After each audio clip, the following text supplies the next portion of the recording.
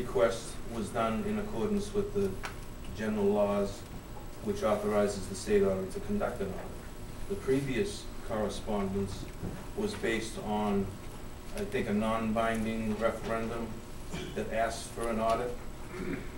And the then mayor sent a letter to the state auditor indicating that the referendum was passed and asked for direction as to how to proceed from that point. The auditor responded a few weeks later in December of '05, indicating the steps in the process in order to conduct that audit. One being that the council would have to approve the audit and appropriate funds with the approval of the mayor. And also that they define the scope of the audit.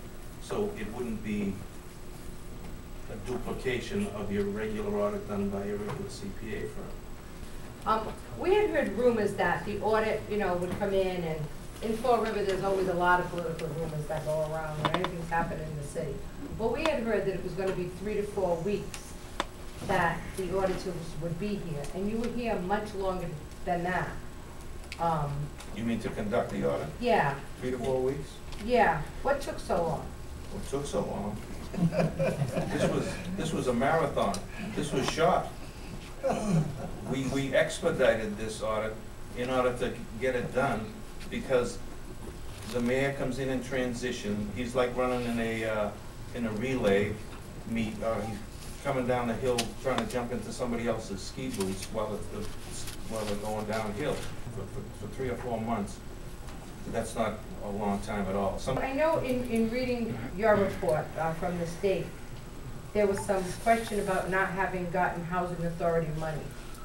Why wouldn't you ask the housing authority if they paid you, or did you ask them if they paid you? If they paid the city, I should say. What happened there with that? Very simple. We're auditing the city of Fall River. If we were auditing the Fall River Housing Authority, we would see what they did. We're auditing the city of Fall River. We asked them about pilot, payment in lieu of taxes, not just the housing authority, anyone. They told us, they haven't got a pilot payment since 2003. And they said that the housing authority, if it is not running a surplus, therefore it doesn't have the money, they don't have to pay. That's not true. We audit housing authorities. We know they should be paying pilot. The issue is not why don't we know. The issue is why doesn't the city know who owes them money and when it's due, and when it's not recorded, go after it. The question from you would be, where did this money go, where was it diverted, and what happened to it? The state came in and ordered it, and it wasn't there, and then all of a sudden we're hearing it was there. And I think you're absolutely right. You're basing your audit on the information that's provided to you by the people in the city. You had the audit report 05 said you were unreconciled variance of 2.2 million.